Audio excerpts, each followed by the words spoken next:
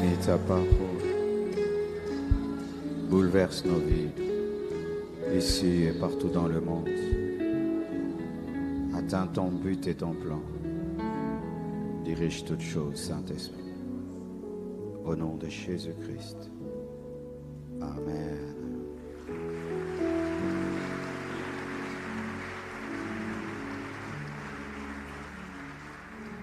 Soyez les bienvenus dans la présence de Dieu ce soir. Et je vous salue tous et je vous prie de saluer vos voisins. On va me suivre avec un doux piano, pas très fort, Yeshua. Le thème de mon sous-thème dans ce grand thème, le retour de Jésus-Christ, sera ce soir ce qui arrivera au jour de l'enlèvement.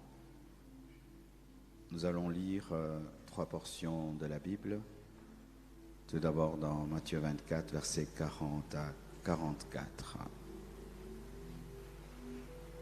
Alors, de deux hommes qui seront dans un champ, l'un sera pris et l'autre laissé. De deux femmes qui moudront à la meule, l'une sera prise et l'autre laissée. Veillez donc, puisque vous ne savez pas quel jour votre Seigneur viendra. Sachez-le bien, si le maître de la maison savait à quelle veille de la nuit le voleur doit venir, il veillerait et ne laisserait pas percer sa maison. C'est pourquoi vous aussi, tenez-vous prêts, car le Fils de l'homme viendra à l'heure où vous n'y penserez pas. Luc 17, 26 à 30. Ce qui arriva du temps de Noé arrivera de même au jour du Fils de l'homme. Les hommes mangeaient, buvaient, se mariaient et mariaient leurs enfants, jusqu'au jour où Noé entra dans l'arche. Le déluge vint et les fit tous périr. Ce qui arriva du temps de Lot arrivera pareillement. Les hommes mangeaient, buvaient, achetaient, vendaient, plantaient, bâtissaient. Mais le jour où Lot sortit de Sodome, une pluie de feu et de soufre tomba du ciel et les fit tous périr. Il en sera de même le jour où le Fils de l'homme paraîtra.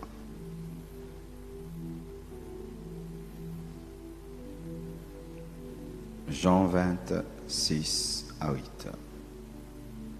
Simon-Pierre, qui le suivait, arriva et entra dans le sépulcre.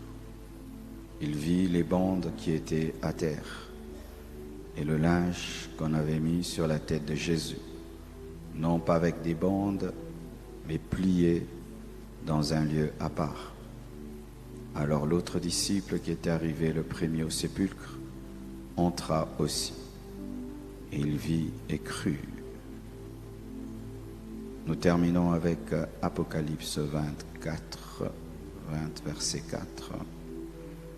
Et je vis des trônes, et à ceux qui s'y assirent furent donnés le pouvoir de juger. Et je vis les âmes de ceux qui avaient été décapités à cause du témoignage de Jésus et à cause de la parole de Dieu, et de ceux qui n'avaient pas adoré la bête ni son image, et qui n'avaient pas reçu la marque sur leur front et sur leurs mains. Ils revinrent à la vie et ils régnèrent avec Christ pendant 1000 ans. Prenez place, s'il vous plaît.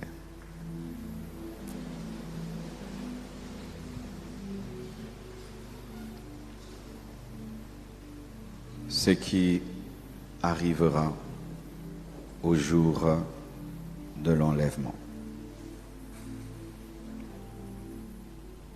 Le jour de l'enlèvement, l'extraordinaire entrera dans l'ordinaire. Le jour de l'enlèvement, le surnaturel s'invitera dans le naturel. Ce sera un jour comme tous les autres, mais qui deviendra un jour inoubliable. Et la Bible nous le dit en nous parlant de Noé et de Lot. Au temps de Noé, les gens mangeaient, buvaient, se mariaient et mariaient leurs enfants. Ils étaient dans leur quotidien. C'était leur vie de tous les jours. C'était leur routine ordinaire. Un jour comme les autres. Fait du manger, fait du boire, fait du mariage. Mais pendant qu'ils mangeaient, qu'ils buvaient, qu'ils se mariaient et qu'ils mariaient leurs enfants, quelqu'un, tous les jours, construisait une arche. Ils mangeaient, ils buvaient, ils se mariaient et ils mariaient leurs enfants, mais quelqu'un progressait dans la construction de l'arche. Ils mangeaient, ils buvaient, ils se mariaient et mariaient leurs enfants, et quelqu'un avait fini de construire l'arche. Ils mangeaient, ils buvaient, ils se mariaient et mariaient leurs enfants, jusqu'à ce qu'une petite pluie a commencé. Et ils ont dit c'est rien. Ils mangeaient, ils buvaient, ils se mariaient et mariaient leurs enfants, jusqu'à ce que la pluie devienne forte et l'on négligeait, et que Noé est entré dans l'arche et il a fermé. Et il ne savait pas que cet homme qui entrait dans l'arche et qui fermait les condamnait, parce qu'après ils vont nager et se rendront compte que là on ne nage pas, on entre dans un bateau pour être sauvé, mais ce sera trop tard. L'ordinaire sera un jour visité par l'extraordinaire. Le quotidien sera un jour visité par l'extraordinaire. L'habituel sera un jour visité par l'inhabituel. Et Jésus ne cite pas que Lot. Noé, il cite aussi Lot. Du temps de Lot à Sodome et Gomorrhe, les gens mangeaient, buvaient, achetaient, vendaient, plantaient et construisaient. Ils construisaient, ils plantaient, ils vendaient, ils achetaient, ils buvaient. Mais ils ne savaient pas qu'il y a un homme qui avait reçu la visite des anges, qui lui avait dit « Sors de Sodome et Gomorrhe, toi et tes filles ». Et lorsqu'il est sorti, un feu est tombé sur eux pendant qu'ils mangeaient, qu'ils buvaient, qu'ils bâtissaient, qu'ils plantaient, qu'ils achetaient et qu'ils vendaient. Ils étaient dans l'habituel, ils étaient dans leur vie de tous les jours, et ils ne pouvaient pas s'imaginer que quelque chose pouvait tout changer et qu'en un jour, Sodome et Gomorrhe pouvaient être brûlés. Le jour de son retour sera ainsi, mes frères et sœurs. C'est pas que ce jour-là, quand on va se réveiller, il y aura un tremblement de terre. Non. C'est pas que ce jour-là, quand on va se réveiller, le ciel sera rouge. Non. C'est pas que ce jour-là, quand on va se réveiller, un prophète va nous dire qu'il va revenir. Non plus. Ce sera un jour comme tous les autres jours, où tu te réveilleras comme d'habitude et tu penseras que tu dormiras comme d'habitude, où tu te réveilleras comme d'habitude et tu penseras que tu auras une journée comme toutes les autres, mais ce sera différent ce jour-là.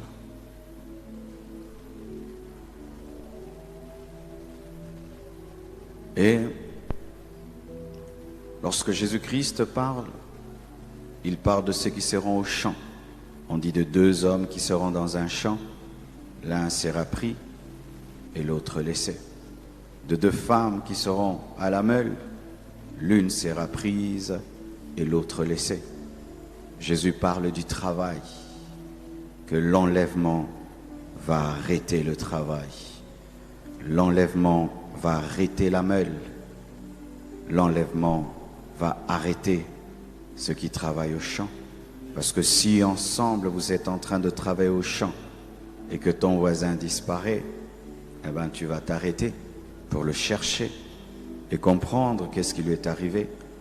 Si tu es en train de moudre à la meule et que ta voisine disparaît, tu vas arrêter pour savoir qu'est-ce qui lui est arrivé. Au jour de l'enlèvement, les gens seront au boulot, en train de faire ce qu'ils ont toujours fait, moudre pour que les enfants mangent, travailler pour payer le loyer, payer l'eau, l'électricité, seront au champ, en train de planter pour manger, pour récolter, pour vendre. Ils seront dans leur train-train quotidien jusqu'à ce que ceux qui seront en train de travailler, qui seront prêts, seront pris et laisseront ceux qui ne sont pas prêts continuer ce travail sans eux. Mais des choses arriveront, des accidents, des crashs d'avions auront lieu ce jour-là, car je crois qu'il y aura des pilotes chrétiens qui seront enlevés. Dans cette église, nous avons un pilote chrétien, un homme qui craint Dieu, un homme qui aime Dieu. Il a commencé avec des petits porteurs, maintenant il a des gros porteurs. Et ce frère-là, le jour de son enlèvement, pourra le trouver au champ, à la meule, avec 150 passagers. Et il sera enlevé. Et s'il n'a pas de copilote, ou si les deux, le pilote et le copilote, sont chrétiens, cet avion va se cracher. Je crois qu'il y a beaucoup de chrétiens qui sont dans le pilotage. Et des avions tomberont de partout. Tomberont sur des maisons, tomberont dans des stades, tomberont sur des gratte-ciel, tomberont de partout. Ceux qui seront dans ces avions mourront et ceux qui seront écrasés par ces avions mourront. Aujourd'hui, je regardais ce qui se passe en Turquie et une photo m'a marqué. Un sauveteur tenant la main d'une petite fille qui est sous les décombres, c'est-à-dire l'immeuble est tombé et la dalle est tombée sur son lit, est tombée sur elle. Elle dormait, elle pensait qu'elle allait se réveiller alors que c'était la dernière fois. Il y aura des accidents, des crashs, des faillites, car certains qui seront enlevés partiront avec le secret de l'entreprise. Certains qui seront enlevés partiront avec la clé. Certains qui seront enlevés auront caché des documents importants quelque part et ce sera impossible de les retrouver. Au jour de l'enlèvement, il y aura des morts dans les hôpitaux. Ça va trouver les gens dans le champ. Ça va trouver les gens à la meule. Ça va trouver des médecins en train d'ouvrir un cœur, d'ouvrir un ventre, d'ouvrir un corps. Et certains resteront sur le lit de leur hôpital, ventre béant. Certains sont dans des salles d'urgence, entourés des médecins chrétiens. Et aujourd'hui, les églises ont des hôpitaux. Et donc les infirmières sont chrétiennes, le médecin est chrétien. Et toute l'équipe qui est autour du malade s'en va. Les gens mourront et mourront dans les hôpitaux. Ne parlons pas des enfants qui seront dans des couveuses. Si des infirmières s'en vont, toutes des morts dans les hôpitaux, des incendies, une femme qui est en train de préparer, et elle s'en va, et le feu prend toute la maison. Des contrats qui n'aboutiront pas, parce que celui qui devait venir au rendez-vous pour signer s'en ira. Des mariages qui seront annulés, pas reportés, parce que l'épouse est partie, ou l'époux est parti. Mais la salle est déjà payée, la robe est déjà achetée, les invitations sont données, les grandes dépenses sont faites, mais l'époux est parti. Des élèves disparaîtront en plein cours. Des professeurs disparaîtront en plein cours. Lorsque j'étais à l'université, j'avais un professeur vraiment rempli du Saint-Esprit. Et je crois qu'il y a tellement de professeurs remplis de l'Esprit. Les élèves iront au cours et assisteront à une craie qui tombe, un bic qui tombe, et le professeur n'est plus. Certains professeurs assisteront à des disparitions des étudiants, des élèves. Les parents vont accourir dans les écoles pour rechercher leurs enfants. Et les professeurs, les recteurs, les préfets ne sauront que expliquer. Ils ne sauront que expliquer.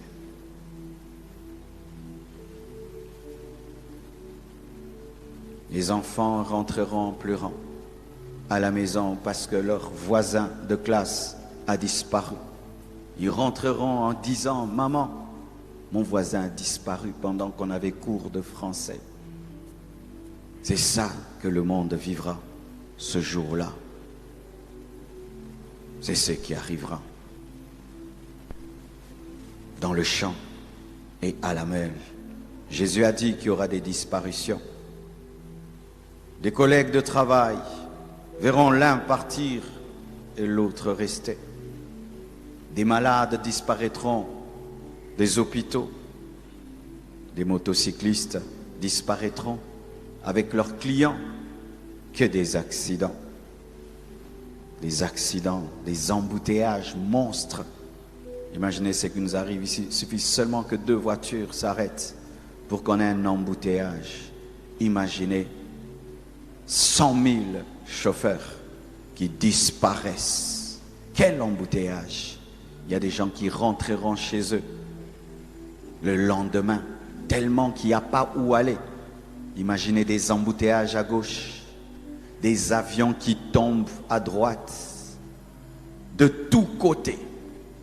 C'est ce qui va arriver dans le monde, le jour de l'enlèvement.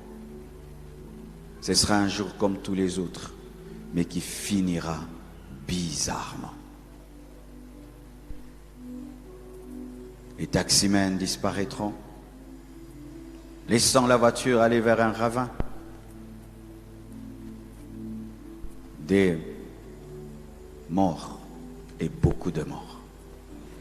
Le jour de l'enlèvement, il y aura beaucoup de morts sur la terre, mes frères. Et Jésus dit que lorsque Noé est entré dans l'arche, ceux qui ne sont pas entrés sont morts. C'est-à-dire que son entrée dans l'arche a tué les autres. Lorsque Lot est sorti de Sodome et Gomorrhe, toute la ville a été brûlée. Le jour où l'Église sera enlevée, il y aura des morts et des morts et des morts sur la terre comme pas possible. Ce sera pire qu'un tremblement. Ce sera dans le monde entier. Parce que lorsque nous avons un tremblement de terre à cause d'un volcan à Goma, cela ne touche pas la Belgique, la France, mais ce sera sur toute la planète des morts et des morts et des morts à cause des accidents de travail, à cause des gens qui ont quitté la meule brusquement, quitté le champ brusquement. Et Jésus dit, de 2 qui seront dans un même lit, l'un sera pris et l'autre laissé. Si le champ symbolise le travail, si la meule symbolise le travail, le lit symbolise le couple, parce que qui dorment ensemble, ce sont les mariés. Qui dorment ensemble, ce sont les frères et sœurs. Qui dorment ensemble, des fois les parents dorment avec leurs petits enfants. Qui dorment ensemble, les amis. Je me souviens, quand j'étais jeune, un ami pouvait venir à la maison, on cause toute la nuit et on dort. Les amis, les membres de famille, les couples. Jésus dit qu'au jour de l'enlèvement, des couples seront séparés, des familles seront séparées. Un homme dormira avec sa femme, mais ne se réveillera pas avec sa femme. Des parents dormiront avec leurs enfants, mais ne se réveilleront pas avec leurs enfants. Les gens se diront « bonne nuit », mais au réveil, vous attendez que tel sorte de sa chambre. Il ne sort pas. Vous pensez qu'il a fait une grasse matinée. Vous allez frapper à sa porte à 14 heures. Il n'ouvre pas. Vous pensez que quelque chose de mal lui est arrivé, vous cassez la porte. Et il n'est pas là. Et il n'est pas là. Des jeunes mariés seront séparés par l'enlèvement. Pendant la lune de miel, l'un part et l'autre reste. Des couples seront séparés par l'enlèvement. Des familles seront détruites, anéanties. Imagine que vous êtes à 7 chez vous. Tous les 6 s'en vont, sauf toi. Sauf toi. Tout le monde part, sauf toi.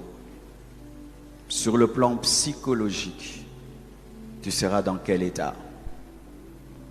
Dans cette grande maison, tout seul. Peut-être tu es un païen, tu t'es toujours moqué des autres, ou peut-être tu es un faux chrétien qui a toujours fait semblant. Ce jour-là, ce sera terrible. Imagine une mère qui voit son enfant partir et reste. Imagine un homme qui voit sa femme partir et il reste. Les familles seront divisées. Les familles seront en larmes. Les familles seront dans la souffrance. Ceux qui vont rester. Jimmy Swaggart, lorsqu'il était jeune, il était tellement persuadé que sa mère irait au ciel. Et sa mère, lorsqu'elle dormait, elle avait une habitude dans son sommeil. Elle parlait en langue. Des fois, elle disait Jésus. Et Jimmy Swaggart, lorsque dans la nuit, il se réveillait, il entendait maman dire Jésus. Maman parle en langue. Il disait, il n'y a pas d'enlèvement. Maman est toujours là. Parce que connaissant ma mère, elle ne peut pas rater. Mais un jour, il se réveille. Il n'entend pas sa maman dire Jésus. Il n'entend pas sa maman dire parler en langue. Il a eu peur, il a cru qu'il avait raté l'enlèvement. Et il est allé vite vers la porte et il a mis son oreille. Et il a entendu sa maman dire Jésus. Il a eu la paix. Il a dit l'enlèvement n'a pas eu lieu. De 2 personnes qui seront dans un même lit. L'un sera pris et l'autre laissé.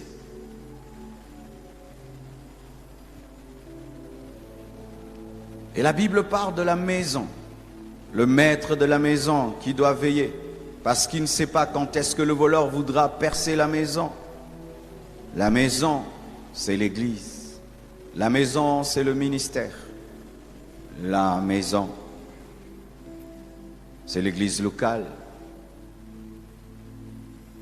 Et il y aura des pasteurs qui seront enlevés en pleine prédication. Les fidèles assisteront à un prédicateur qui prêche et le micro tombe et il s'en va.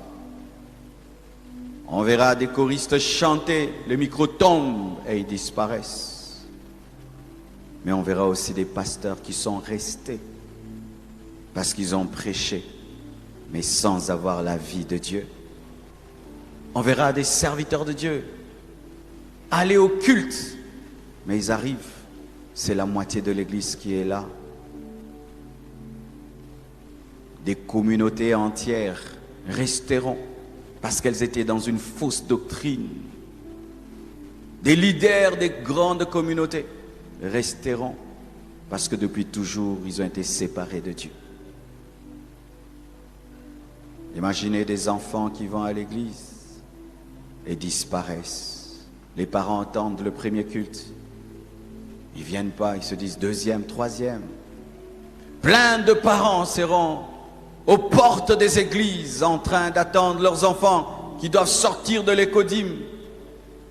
Le monde sera à la porte de l'église en train de poser des questions à ceux qui sont restés.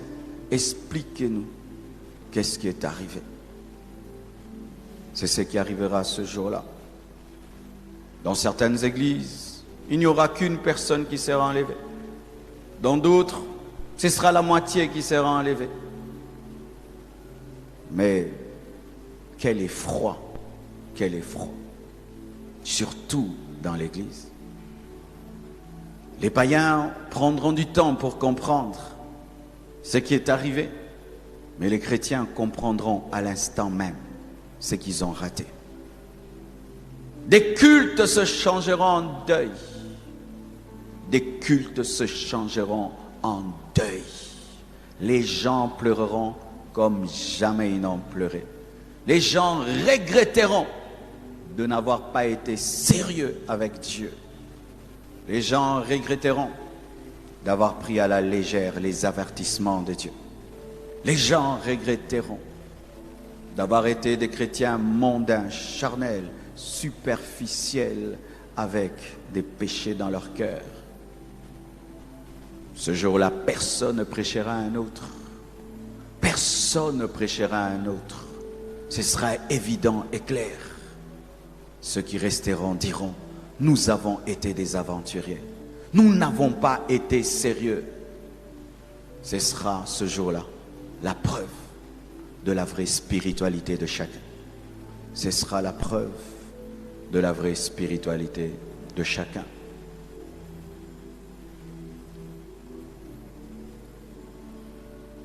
Les chrétiens qui resteront seront humiliés. Les serviteurs de Dieu qui resteront seront humiliés. Lorsque les païens comprendront ce qui est arrivé, alors ils diront, pasteur, mais comment tu n'es pas parti? Frère, comment tu n'es pas parti? Donc tu t'amusais à aller à l'église, tu t'amusais à prêcher, tu t'amusais à enseigner, alors que tu avais un problème avec ton Dieu. Le monde va prêcher aux chrétiens. S'accomplira ce qu'on dira, quand le sel perd sa saveur, il sera foulé aux pieds par les nations. Les nations cracheront sur les chrétiens et les serviteurs de Dieu qui ont raté. Parce que ce sera une preuve évidente que leur Seigneur ne les a jamais connus. Ce qui arrivera ce jour-là. Mes frères,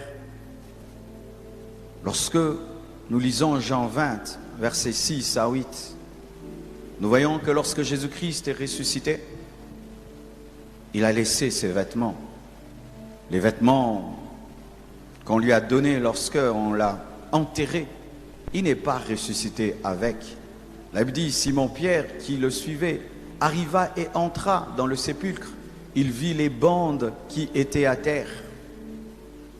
Et le linge qu'on avait mis sur la tête de Jésus, non pas avec les bandes, mais plié dans un lieu à part.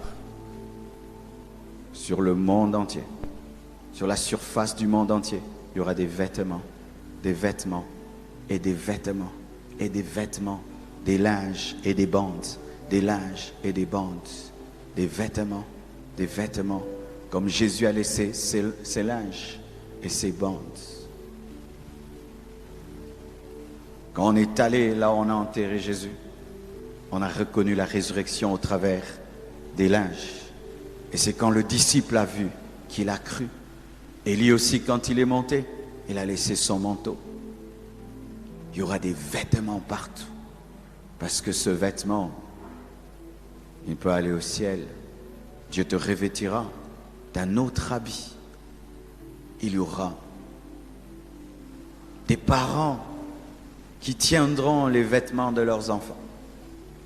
Des enfants qui tiendront les vêtements de leurs parents. Ceux qui partiront sur leur lit laisseront leurs vêtements, leurs pyjamas là. Et tu vois, il part. Il laisse sa Bible à côté et son pyjama. Et tout d'un coup, tu te rends compte de la vie spirituelle que cette personne a menée devant toi pour être un exemple, mais tu ne l'as jamais pris en modèle, tu ne l'as jamais pris au sérieux. Votre frère en famille, que vous persécutez parce qu'il est spirituel, que vous dédaignez parce qu'il est spirituel, il vous laissera en souvenir sa Bible. Il vous laissera en souvenir ses livres. Il vous laissera en souvenir cet habit qu'il aime porter quand il veut prier. Il y aura des souvenirs de l'enlèvement, comme il y a eu les souvenirs de la résurrection, les bandes et les linges que Jésus a laissés bien posés là, sur la surface de la terre, mes frères. Il y aura des milliards de disparitions, car aujourd'hui il y a des milliards de chrétiens dans le monde, des milliards de disparitions. On va en parler à la télévision, on parlera de l'enlèvement à la télévision, on écrira des journaux, on en parlera sur Internet pendant des années et des années et des années. Pendant toute la tribulation, on parlera de ceux qui ont disparu. On parlera. Mais certains païens, athées, incrédules, voudront expliquer cette disparition scientifiquement. Ils viendront dire aux hommes que c'est un blackout. Ils viendront dire aux hommes que c'est une sélection naturelle. Ils viendront dire aux hommes que c'est une épidémie. Certains même diront qu'il y a eu des extraterrestres. Ils voudront calmer les gens. Mais quelque chose va arriver aussi. Dans les cœurs de ceux qui sont restés, il y aura un réveil. Certains disent que parce que l'Église sera enlevée, le Saint-Esprit quittera la terre. Je ne suis pas d'accord avec ça, parce que le Saint-Esprit est venu avant l'Église. Ce n'est pas l'Église qui maintient le Saint-Esprit sur la terre. Même si on dit que nous sommes le tabernacle du Saint-Esprit, le Saint-Esprit avant l'Église était sur la terre. C'est lui qui planait dans Genèse 1 sur les eaux, où il n'y avait pas encore l'Église. Je crois que le Saint-Esprit continuera à opérer sur la terre. Pourquoi? Parce qu'il y a 2 témoins qui vont faire des miracles et des prodiges. Comment vont-ils faire des miracles et des prodiges sans le Saint-Esprit? Il y a des hommes qui vont refuser de prendre la marque de la bête, qui vont accepter d'être décapités. Comment auront-ils cette force sans le Saint-Esprit? Il est vrai que le Saint-Esprit n'aura plus un tabernacle, l'Église, mais sera opérant dans les cœurs des gens qui vont dire « J'ai raté. Que dit la Bible ?» Les gens liront la Bible. Les gens liront la Bible. Que dit la Bible? La Bible dit que nous allons passer par 7 ans de souffrance, comme jamais cela ne s'est passé sur la terre. Et qu'un homme va venir au milieu. Il sera l'Antichrist, le fils du diable. Il viendra pour qu'on l'adore. Il viendra avec une marque sur le front et sur la main. Et ceux qui prendront sa marque seront condamnés comme des démons. Mais ceux qui refuseront et qui vont se repentir et donner leur vie à Jésus-Christ, s'ils acceptent de mourir pour leur foi, même s'ils seront décapités, ils ressusciteront. Les gens, certaines personnes, et d'ailleurs beaucoup de personnes, parce qu'on nous parle de beaucoup de martyrs de la tribulation dans Apocalypse 20, verset 4, on nous parle des martyrs de la tribulation. Les martyrs de la tribulation, ce sont les personnes qui sont restées, qui se sont repenties. Et la Bible dit, et je vis des trônes. C'est trop loin. Est-ce qu'on peut agrandir un peu, s'il vous plaît? Ok, je lis même dans ma Bible. Et je vis des trônes, et à ceux qui s'y assirent fut donné le pouvoir de juger. Et je vis les âmes de ceux qui avaient été décapités à cause du témoignage de Jésus et à cause de la parole de Dieu, et de ceux qui n'avaient pas adoré la bête ni son image, et qui n'avaient pas reçu la marque sur leur front et sur leurs mains. Ils revinrent à la vie et ils régnèrent avec Christ pendant 1000 ans. Donc ils ont quitté la tribulation pour entrer dans le millénium par une résurrection, parce qu'ils ont été tués dans la tribulation. Un réveil aura lieu après l'enlèvement. Ce sera le réveil des martyrs, des personnes qui vont regretter d'avoir été des chrétiens superficiels, charnels, mondains, pécheurs, et même des païens. Des vrais païens se convertiront, certains, au prix de leur vie. Ils accepteront la mort, ils accepteront la décapitation. Frères, sœurs, il se peut que tu ne prends pas au sérieux les choses eschatologiques. Mais ce jour-là, ce ne sera pas qu'une prédication. Ce sera la réalité. Ce sera évident. Mais le prix sera la décapitation. Parce qu'à cause du développement de la technologie, l'Antichrist connaîtra qui n'a pas pris la marque et où il se trouve. Je viens de suivre une émission parlant d'une boutique Amazon. Ils viennent de créer une boutique dans laquelle tu entres, il n'y a pas de caissier. Il n'y a personne dedans. Tu télécharges seulement l'application Amazon et tu entres dans la boutique et tu prends tout ce que tu veux et tu sors.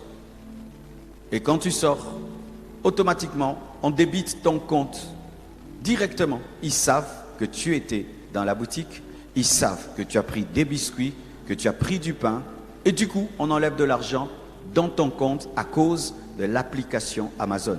Et si tu n'as pas l'application Amazon, tu ne peux pas entrer dans la boutique.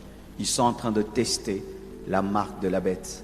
Personne ne pourra acheter ni vendre sans elle. L'Antichrist saura que dans ce pays-là, 10 000 personnes me résistent et n'ont pas encore la marque de la bête. Il saura que dans telle ville, tout le monde a pris la marque de la bête, sauf 2 personnes. Et ces personnes seront recherchées, trouvées. Et on leur dira, prends la marque de la bête, adore le diable, et tu auras tout, ou meurs maintenant. Certains auront peur, accepteront la marque, mais d'autres refuseront et seront décapités. Ils ne seront pas tués avec des balles. On coupera leur tête comme on a coupé la tête de Jean-Baptiste parce qu'il avait dit la vérité au roi.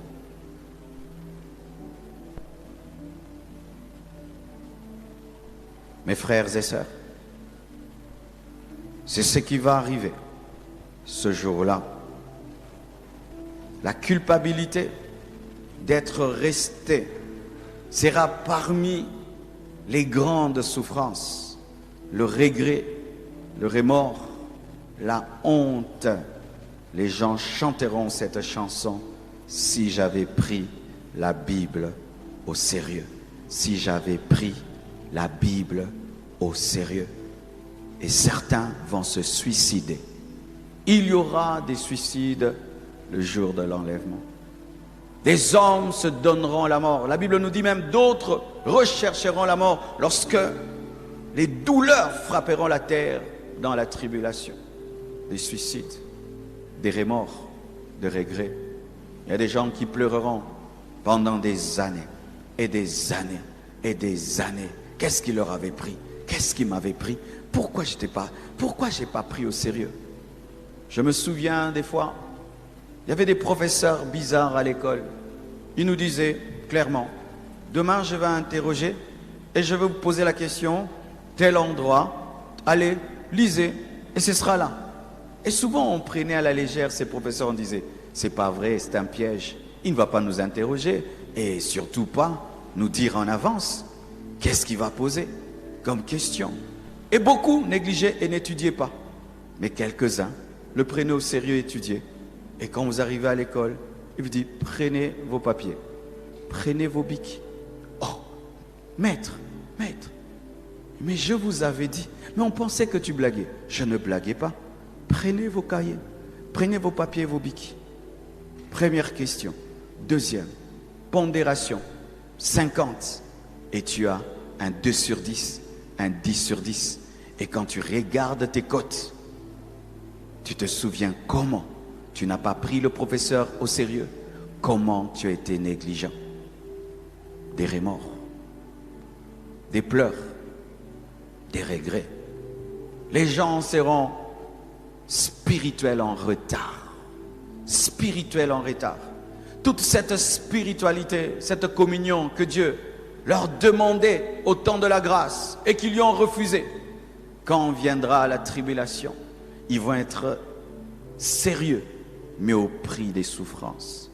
Imagine que tu fasses une année sans acheter ni vendre. Une année. Devant chaque supermarché, on te chasse. Partout où tu vas, on te refuse. Tu tombes malade, on ne te soigne pas. Tu veux voyager, tu ne peux pas voyager. Tu veux ouvrir un commerce, tu ne peux pas. Tu veux même faire le taxi, tu ne peux pas. Tu ne peux pas. Comment vont vivre ces personnes? La plupart d'hommes modernes aujourd'hui, nous n'avons même pas un champ. Nous n'avons même pas de l'élevage. Nous n'avons même pas de la provision. Les gens vivent au jour le jour, achetant tout au supermarché. Nos maisons sont bétonnées. Il n'y a pas des coins pour planter. Et même la sémence, pour que tu l'aies, tu dois l'acheter. Même le fruit que tu veux planter, tu dois l'acheter. Comment vont vivre ces personnes? Ces personnes seront des kwashokorés. Des kwashokorés chrétiens. Parce que ne pouvant pas se nourrir comme ils veulent, les gens mangeront des souris, mangeront des rats, mangeront des choses qu'ils ne peuvent pas manger. On a vu ça dans notre pays. Nous commençons à manger les chats. Nous commençons à manger les souris. Dans la Bible, les gens avaient atteint le niveau de manger la fiente de pigeon. On vendait au marché la fiente de pigeon. Dans la Bible, on nous dit que des gens mangeaient leurs enfants. Mais pendant que tu souffres de faim, celui qui a la marque de la bête, il fait tout ce qu'il veut. Il voyage, il revient, il travaille, il revient, maison, voiture. Toi, tu n'as rien. Ils passeront par une tentation comme pas possible. Et Satan leur dira, rien que pour une marque, prends-la. Alors que, lorsque un homme prend la marque de la bête, il est considéré comme un démon. De la même manière que Dieu ne pardonnera jamais à Satan sa rébellion et ne pardonnera jamais aux démons leur rébellion, lorsqu'un homme seulement prend la marque de la bête, il ne pourra jamais être pardonné. Il peut se repentir et tout. Dieu ne lui pardonnera jamais. Et l'Antichrist aussi ne pardonnera pas aux gens qui ne prendront pas sa marque. Une fois qu'il les trouve, il les tuera. Un jour, j'ai eu la vision de l'armée de l'Antichrist. J'ai vu l'enlèvement avait eu lieu. Et qu'est-ce qui s'était passé? Partout où il y avait des gens qui n'avaient pas la marque, ils étaient comme tracés par un satellite. Et il y avait des drones géants, plus grands que les drones que nous connaissons.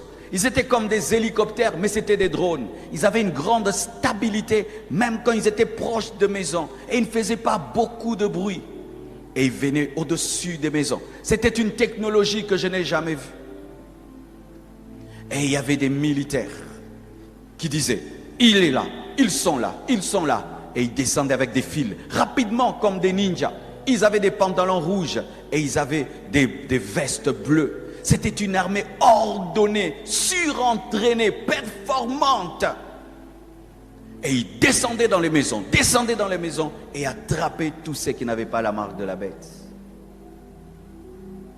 Mes frères et sœurs, c'est ce qui arrivera au jour de l'enlèvement. Au jour de l'enlèvement, les vrais chrétiens seront dans la joie, comme Lot, comme Noé était dans la joie dans l'arche. Mais cette joie de Noé était des pleurs pour le monde. La fête de Noé dans l'arche était un deuil dans le monde. Quand les vrais chrétiens quitteront la terre, ce sera comme on retire le sel du poisson. Vous connaissez le poisson Makayabou. Il est gardé par le sel. C'est pourquoi il est très salé, parce que le sel l'empêche de pourrir. Et quand tu enlèves du Makayabou, le sel, il commence à pourrir. Si vous ne savez pas, nous voyons ce monde, on dit le péché grandit. Il ne grandit pas comme il veut. Notre présence chrétien, serviteur de Dieu, empêche la putréfaction de croître. Mais une fois que les chrétiens véritables quitteront ce monde, alors la pourriture qui est dans le poisson, qui a toujours lutté avec le sel, va se manifester. Les démons auront quartier libre d'opérer. Vous savez, pendant que nous prêchons ici, les puissants des ténèbres qui opèrent par ici sont paralysés. Et les familles qui sont autour sont bénies. Si les familles qui étaient autour avaient des oppressions, rien qu'à cause de la présence de l'Église ici, elles sont sous la gloire de Dieu. Mais quand les enfants de Dieu partiront, toutes ces puissances sataniques, toutes ces puissances démoniaques qui ont toujours voulu détruire le monde, détruire la terre, pourront opérer librement. Et il y aura un homme que le monde n'a jamais connu, qui paraîtra sur la terre. Tous ces petits magiciens dont on parle, Copperfield ou tel magicien, ne sont rien par rapport à lui. Satan ne lui donnera pas la moitié de sa puissance. Satan lui donnera le dragon, lui donnera toute sa puissance. Il sera appelé le fils du diable. Il sera appelé la bête à cause de sa cruauté, de sa méchanceté. Ce sera un homme très intelligent. Ce sera un homme politique, mais il sera capable de faire des miracles. Imaginez ça, un politicien capable de faire des miracles et qui est très intelligent et il saura parler. Ce sera un parleur plus que Hitler. Il sera intelligent plus qu'Obama. Mais il fera des miracles et des prodiges sataniques. Lui et le faux prophète feront descendre le feu sur la terre. Imagine un président de la République. Et il n'est pas que le président de son pays. Il est le président d'autres présidents. Il a à la fois la puissance politique. Et puis il a la puissance économique. Il a la puissance spirituelle. Et il sait parler et il est intelligent. Quelle puissance de séduction. Quel pouvoir cet homme aura. Et il est en train de se préparer. Tous les jours, les Illuminati préparent sa venue. Et il y a beaucoup de théories à son sujet. Certains disent, étant donné que le diable aime toujours imiter ce que Dieu fait, et comme Jésus-Christ est sorti d'une femme sans un homme, ce sera peut-être un enfant produit par l'insémination artificielle. On prendra la sémence d'un grand sataniste et on mettra dans le ventre d'une vierge sataniste afin d'engendrer un tel enfant. D'autres disent que ce seront ces genres d'enfants qu'on veut créer. Pour ceux qui ne savent pas, les scientifiques veulent créer une matrice artificielle où on peut prendre la sémence d'un homme et d'une femme et on met dans une matrice artificielle et sort un enfant qui n'a aucune attache. Ce sera un homme sans émotion, sans cruauté. Nous disons qu'Hitler était mauvais. Il sera un enfant par rapport à celui-là. Nous disons que ces dictateurs qui ont créé des guerres sont mauvais. Ce seront des gamins par rapport à lui. Il sera capable de raser un tiers d'une nation.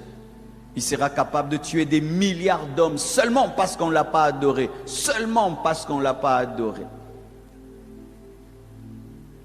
Frères et sœurs, c'est ce qui arrivera. C'est ce qui arrivera. Vous savez, la Bible est un livre qu'il faut prendre très au sérieux. C'est un livre très dangereux. Aujourd'hui, on est habitué à l'ouvrir.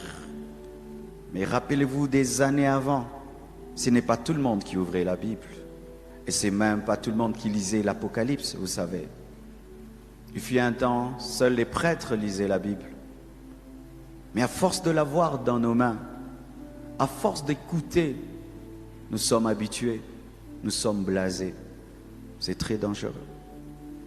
La Bible est le livre le plus prophétique au monde.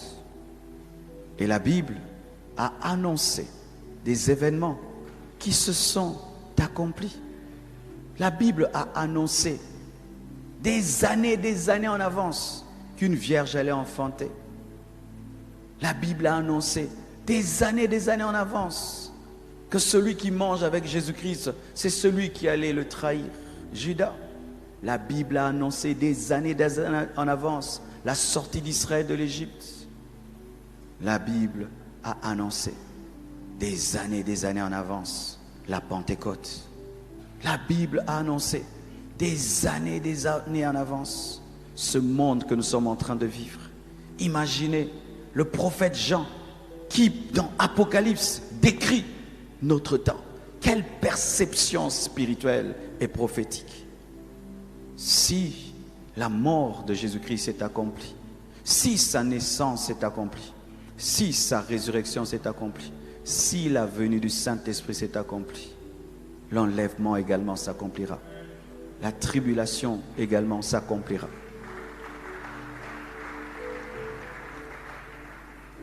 Je vous supplie d'être sérieux. Je vous supplie d'être sérieux. Je me supplie à moi-même d'être sérieux. Frères et sœurs, à quoi bon toutes ces années de ministère, toutes ces années à l'église, toutes ces offrandes, ces dîmes, ces jeûnes, Alpha 30, 40, et tu restes. Je ne veux pas toucher à l'assurance de ton salut. Mais imagine un peu que tu restes. C'est que tu ressentiras. Imagine un peu que tu restes. Cette journée-là, elle sera comment? Imagine. Ce sera insupportable. Moi, je ne sais pas. Il faut qu'on me tienne pour que je ne me suicide pas. Mais il y a des gens qui ne vont pas seulement imaginer. Ils vont vivre qui sont restés. Et vous savez, pour un païen qui reste, on peut dire que c'est normal. Mais pour quelqu'un qui est en contact avec l'Évangile, qui a entendu la vraie parole et qui reste, alors toi, vraiment, tu ne t'aimes pas. Et les gens rateront l'enlèvement. Pourquoi? Pour des futilités, des bêtises. Ce sera une escroquerie du diable. Une escroquerie du diable. Vous savez, lorsque Ève a mangé le fruit, tout d'un coup, elle s'est retrouvée qu'elle était nue. La gloire est partie. Les ronces, les épines, les animaux qui commencent à tuer les hommes, des maladies. Je suis sûr quand elle a dit, comment j'ai pu vendre le paradis pour un fruit? Comment j'ai perdu tous les arbres du jardin pour un fruit? Comment tu peux perdre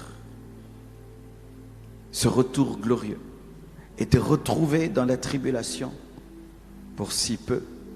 Parce que la plupart d'entre nous, ces péchés-là que nous commettons là, est-ce que ce sont des choses grandes, des toutes petites choses auxquelles nous sommes attachés?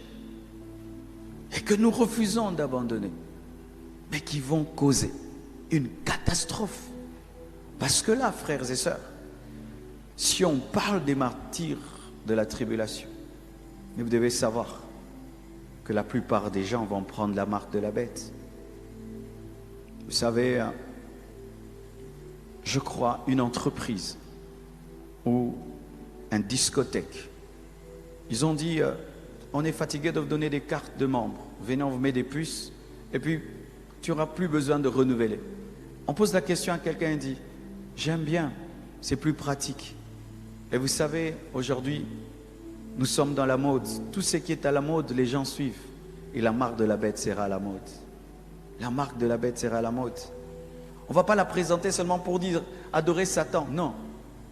Il y aura des avantages. Elle va démarrer ta voiture. Elle va ouvrir ton frigo. Elle va ouvrir ton congélateur. Tu n'auras plus besoin de présenter ton visa. Tu n'auras plus besoin de présenter ton passeport. Tu n'auras plus présenter ta carte d'électeur. Tu n'auras plus besoin de présenter un document. Elle contiendra tout ce que tu es. Tout ce que tu es sera dans la marque de la bête. C'est ça, si vous ne savez pas. Tout ce que tu es sera dans la marque de la bête. Elle t'ouvrira les portes. Ce sera ton identité. Si on veut connaître qui tu es, c'est par ta marque qu'on connaîtra tout. Ce sera pratique. Et les gens vont présenter ça comme une évolution. Mais alors que ce sera une adoration à Satan. Parce qu'il y aura des puissants de ténèbres dans cette marque qui donneront aux hommes les cœurs des démons, des cœurs incrédules. Car la Bible nous dit que quand Dieu frappera la terre des fléaux pendant la tribulation, au lieu que les hommes se répandent, ils vont insulter Dieu. Ils vont insulter Dieu. Alors qu'ils savent qu'on n'adore pas les démons. Mais ils vont insulter Dieu. Ils auront des cœurs sataniques parce que la marque de la bête rendra les hommes apostats. Comme la rébellion des démons a fait d'eux des esprits qui ne peuvent se repentir. C'est une grâce pour nous, mes frères, d'être vivants et d'entendre un tel évangile parce que ça te permet d'arranger avant qu'il ne soit trop tard. Que Dieu vous bénisse abondamment.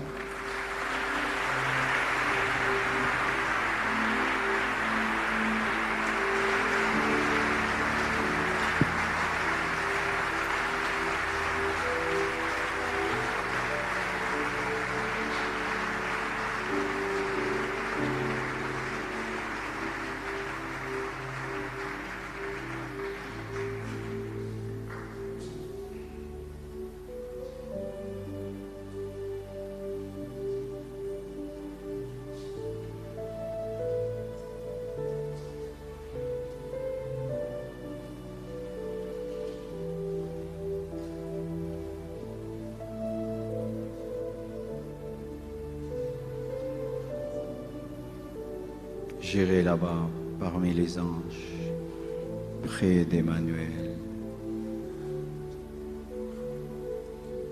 Ce message t'a parlé et tu es persuadé que c'est ta prophétie. Je te prie de quitter ta place et de t'approcher. C'est aujourd'hui ou jamais. C'est aujourd'hui ou jamais. Approche-toi, nous allons prier. Réponds à la parole. Réponds à la parole.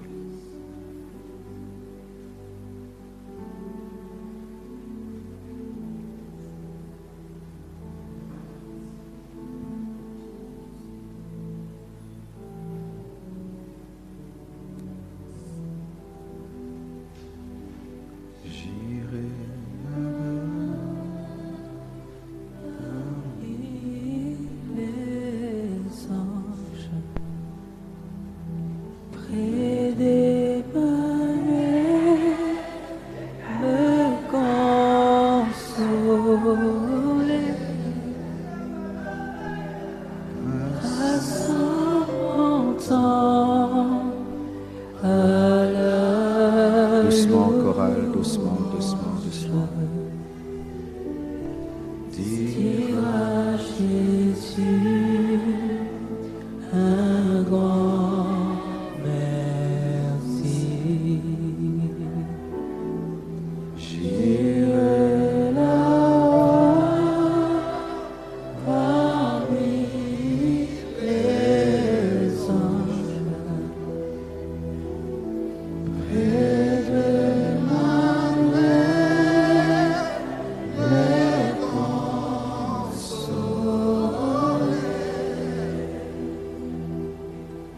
Passant mon temps à la louange, dire à Jésus un grand merci. Tenons-nous debout, s'il vous plaît. Prions chacun pour sa vie spirituelle, chacun pour sa marche. Prions, soyons vraiment profonds. Prions le Seigneur. Demande à Jésus la persévérance. Demande à Jésus la sanctification. Demande à Jésus de t'aider à aller jusqu'au bout et que rien ni personne ne puisse te séparer de son amour. Prions au nom de Jésus. S'il y a un péché à confesser, confesse-le.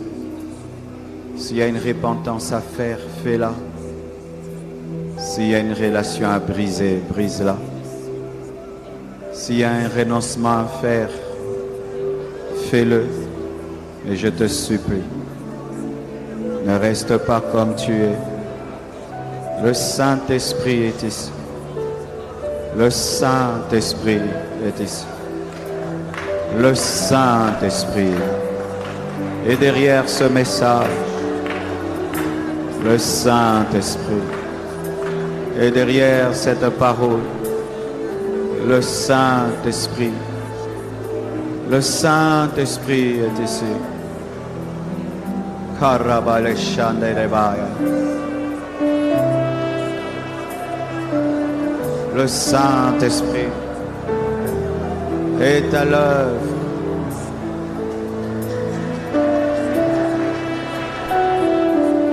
Le Saint-Esprit.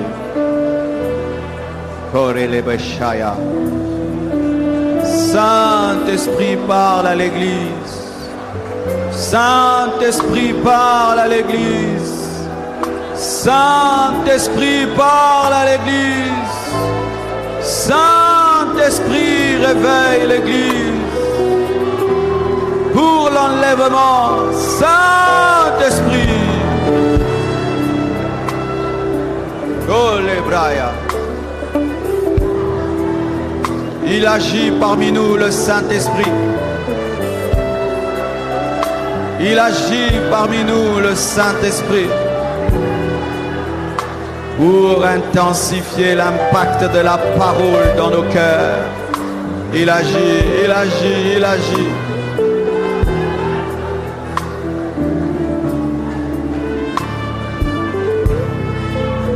Priez avec moi.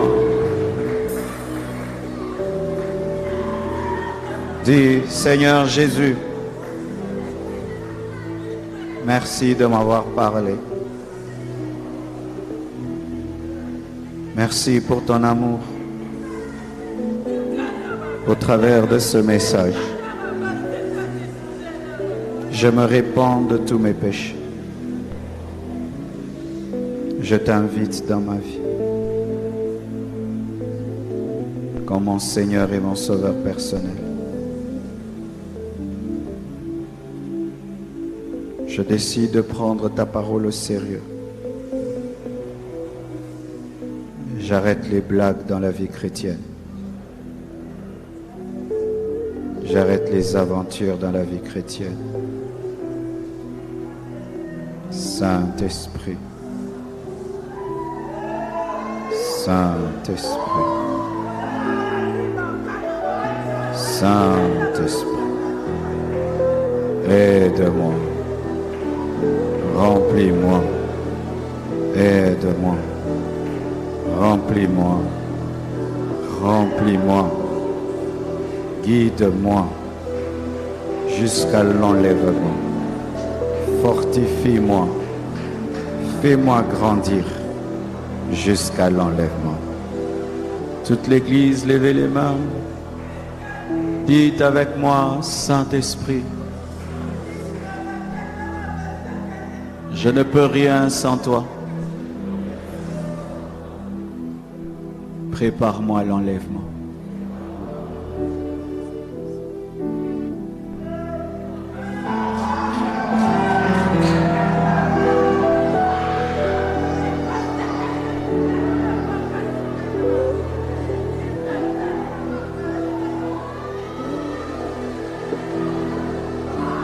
Yeshua. Yeshua. Yeshua.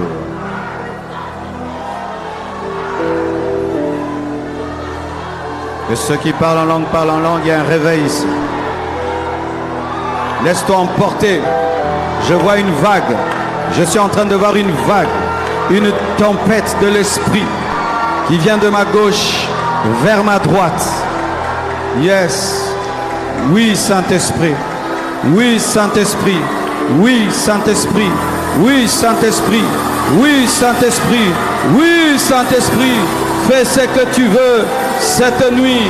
Fais ce que tu veux cette nuit. Fais ce que tu veux cette nuit. Fais ce que tu veux ici et dans le monde entier. Même là où on nous suit, à la télévision, dans le site 1, dans le site 2, à la télé, ici, partout. Père, que ton esprit touche, que ton esprit touche, que ton esprit réveille, que ton esprit remplisse, que ton esprit opère. Alléluia, alléluia, alléluia, alléluia, alléluia. Sois enraciné, sois enraciné, sois enraciné, sois enraciné, sois enraciné, sois enraciné. Au nom de Jésus. Remercie le Seigneur.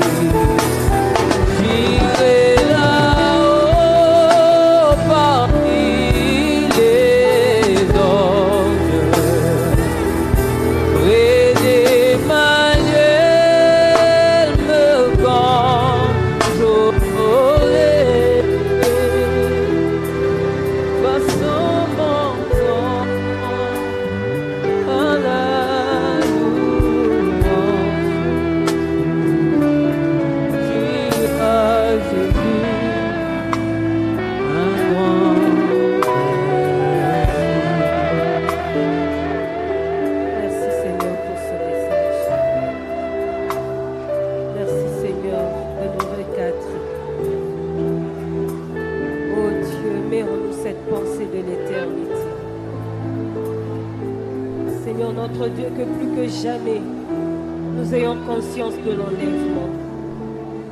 Telles les différentes promesses de la Bible qui se sont accomplies. Oh Dieu, que nous puissions marcher avec cette pensée, que réellement, Jésus reviendra pour nous prendre.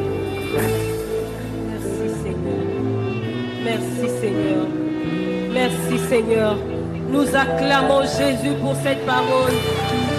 Nous acclamons le roi des rois pour cette parole qui nous recadre, qui place en nous cette pensée de l'éternité. Oui, Jésus reviendra, son église sera enlevée. Alléluia, merci Seigneur pour cette promesse qui va certainement s'accomplir.